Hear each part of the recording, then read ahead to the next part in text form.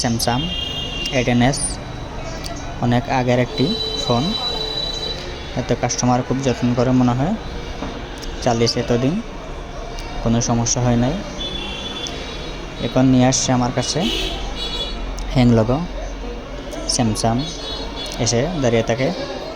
আর টেকনিশিয়ানে দেখছে ফ্ল্যাশ দিয়ে, প্রথমে কোনো কাজ হয় নাই। আমি তো ফ্ল্যাশে কাজ করি না, তাই সিপিইউ বললাম যে সিপিইউতে সমস্যা, যেহেতু ফ্ল্যাশ দেওয়া হয়েছে সিপিইউ রিবিলিং করে দেখতে হবে।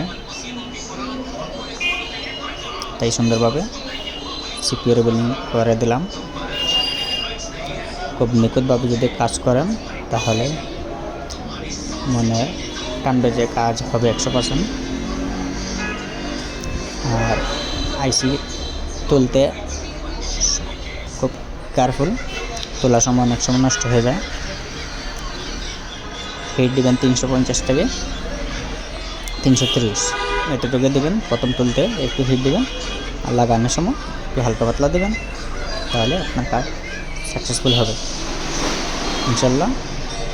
ঠিক আছে, এক চান্সে হয়ে যাবে।